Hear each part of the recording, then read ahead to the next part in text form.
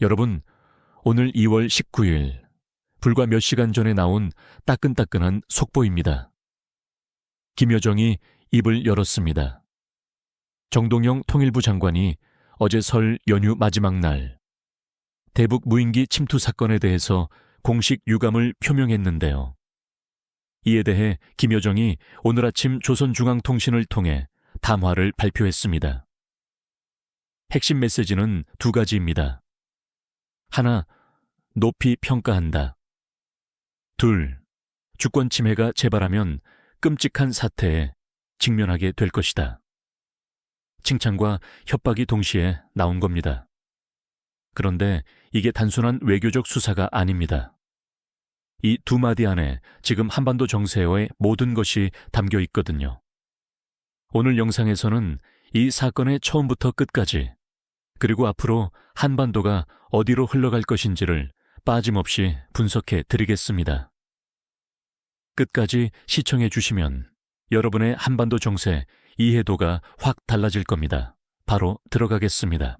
먼저 이 사건이 어떻게 시작됐는지부터 짚어보겠습니다. 올해 1월 9일, 북한 조선인민군 총참모부가 갑자기 성명을 발표합니다. 내용이 뭐냐?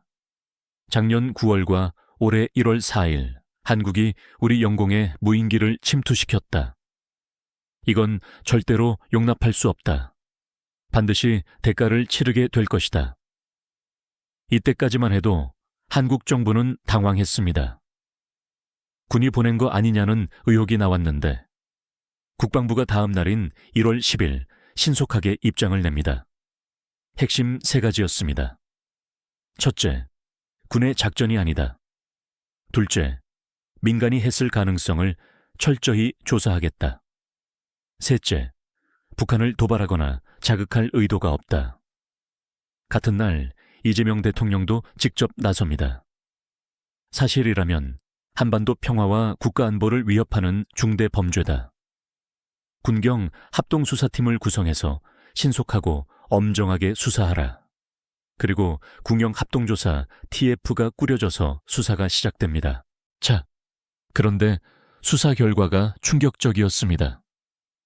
정동영 장관이 어제 2월 18일 발표한 내용에 따르면 이재명 정부 출범 이후 민간인 3명이 무인기를 총 4차례나 북한에 침투시킨 것으로 확인됐습니다. 북한이 밝힌 건 2차례였는데 실제로는 4차례였던 겁니다. 구체적으로 보면 2025년 9월 27일 첫 번째 침투가 있었고 같은 해 11월 16일과 22일에 2차례 더, 그리고 올해 1월 4일에 4번째 침투가 있었습니다. 발사 지점은 강화도 부른면 삼성리였습니다.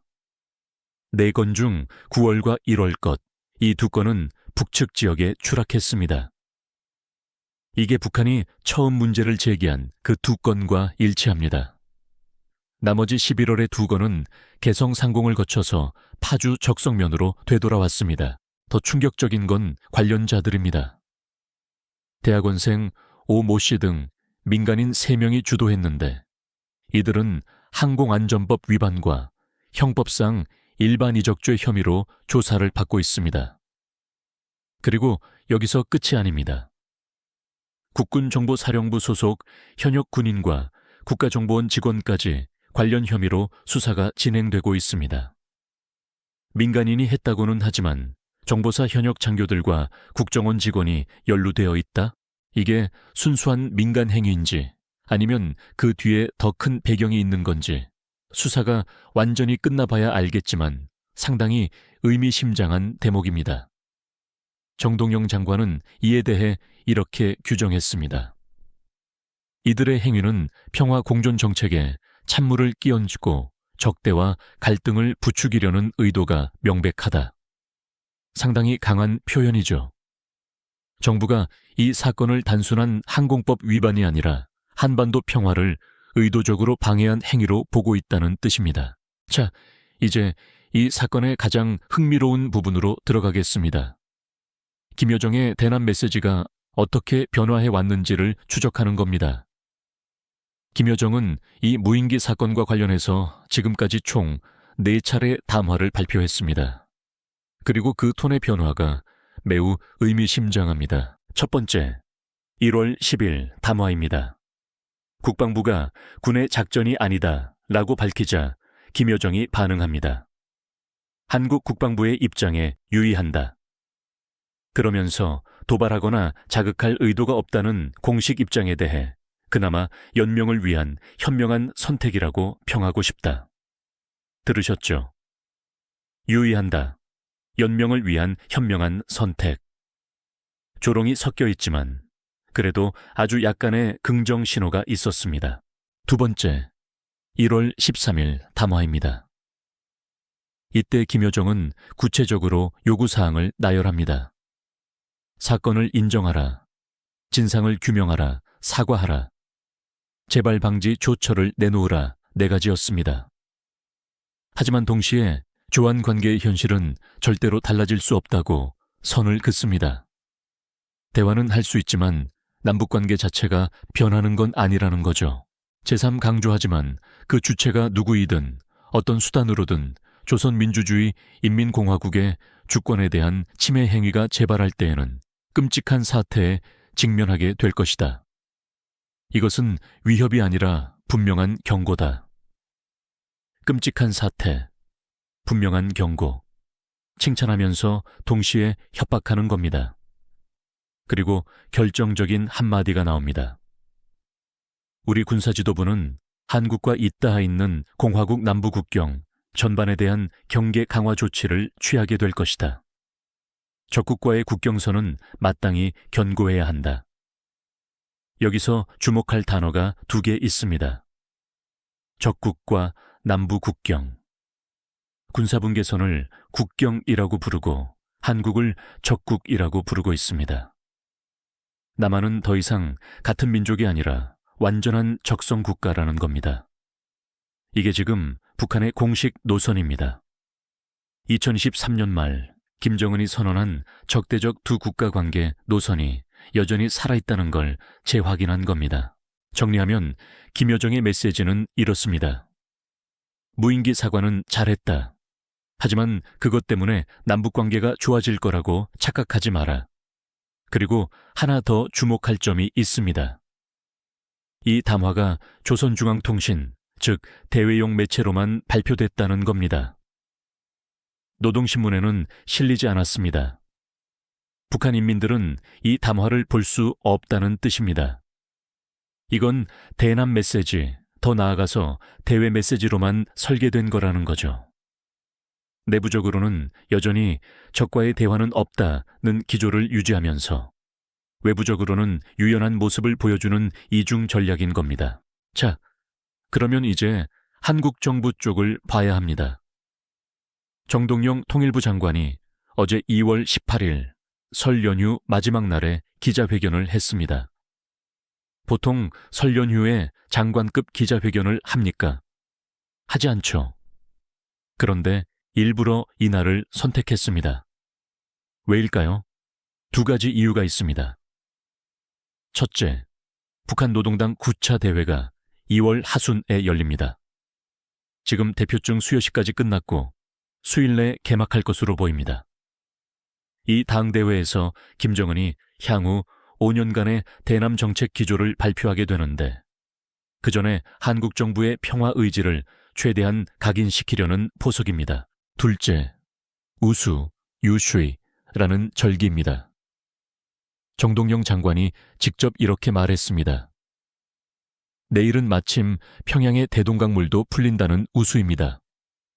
서로가 진정성을 갖고 마주 앉는다면 남북 간의 신뢰도 봄 계절에 얼음장이 녹아내리듯 회복될 것입니다.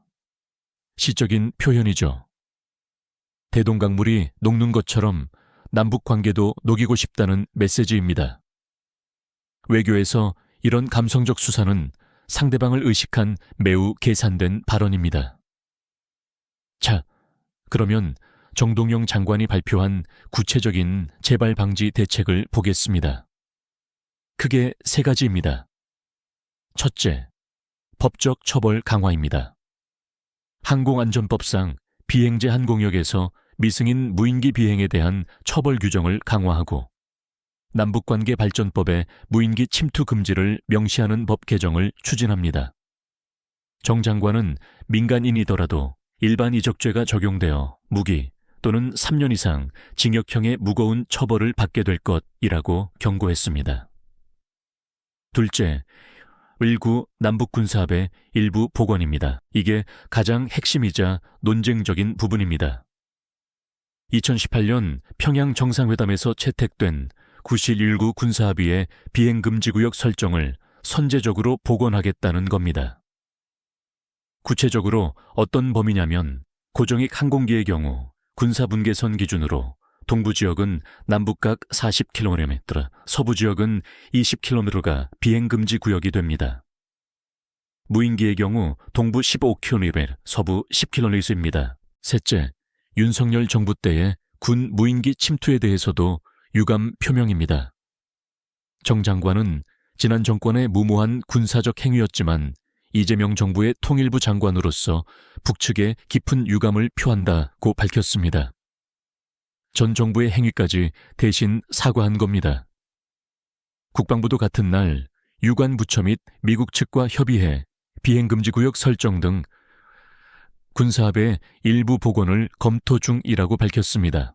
이것은 이재명 정부가 무인기 사건이라는 돌발 악재를 오히려 남북관계 개선의 마중물로 활용하려는 전략으로 읽힙니다. 위기를 기회로 바꾸겠다는 거죠. 그런데 이 정부 방침에 대해 찬반이 극명하게 갈리고 있습니다. 먼저 우려하는 측의 논리를 보겠습니다. 문화일보는 오늘 사설에서 이렇게 비판했습니다. 무인기 사과하고 김여정 칭찬받은 정부, 걱정되는 안보. 핵심 농어는 이렇습니다. 9.19 합의의 비행금지구역이 복원되면 휴전선 일대에서 국군과 한미연합전력의 항공기 훈련과 무인기 공중정찰 능력이 대폭 제한됩니다. 사실상 대북정찰과 감시 작전을 포기하는 것 아니냐는 겁니다. 솔직하게 양쪽 다 일리가 있습니다. 안보를 약화시키면서까지 대화를 추구해야 하느냐는 우려도 타당하고 적대적 상태를 계속 방치하면 진짜 우발적 충돌이 일어날 수 있다는 걱정도 타당합니다. 다만 한 가지 확실한 건 지금 한반도가 매우 중요한 분기점에 서 있다는 겁니다. 마지막으로 앞으로 어떻게 흘러갈 것인지 전망해 보겠습니다. 가장 큰 변수는 며칠 내로 개막하는 북한 노동당 9차 대회입니다. 이 당대회에서 결정될 것들이 어마어마합니다. 향후 5년간의 국방 목표, 경제 계획, 그리고 대남대미 정책 기조가 모두 여기서 나옵니다. 김정은이 주석 칭호를 받을 것인지, 적대적 두 국가 관계를 당 규약에 아예 명문화할 것인지, 새로운 무기 개발 로드맵은 무엇인지, 그리고 가장 중요한 건 대미 관계에서 어떤 신호를 보낼 것인지, 국정원에 따르면 북한이 미국과 대화에 응할 가능성은 상존한다고 합니다. 트럼프 행정부가 대북 인도적 지원 사업 제재 면제를 승인하는 등 화해 신호를 보내고 있고 4월 트럼프 방중을 계기로 북미 정상회담까지 거론되는 상황입니다. 김정은은 어제 방사포 증정식에서 이렇게 말했습니다. 우리 당 제9차 대회는 자위력 건설의 다음 단계 구상과 목표를 천명하게 된다. 새로운 군사 목표가 당대회에서 공개된다는 예고입니다. 두 번째 변수는 일구 군사합의 복원의 구체적 이행입니다. 정동영 장관은 방침은 정해졌다고 말했고 국방부가 곧 구체적인 내용을 발표할 것으로 보입니다. 비행금지구역이 실제로 설정되면 그것 자체가 북한에 대한 강력한 신뢰 구축 신호가 됩니다. 하지만 북한이 이에 호응해서 자신들도 같은 조치를 취할지는 미지수입니다. 김여정이 오히려 남부 국경 전반에 대한 경계 강화 조치를 취하겠다고 한 걸 보면 단기간에 극적인 관계 개선을 기대하기는 어려울 수 있습니다. 더 댓글로 여러분의 생각을 남겨주세요. 그리고 북한 노동당 9차 대회가 수일 내로 열립니다. 당대회 결과가 나오는 즉시 긴급 분석 영상을 올리겠습니다. 놓치지 않으시려면 지금 구독과 알림 설정 꼭 해주세요. 오늘 영상은 여기까지입니다. 시청해 주셔서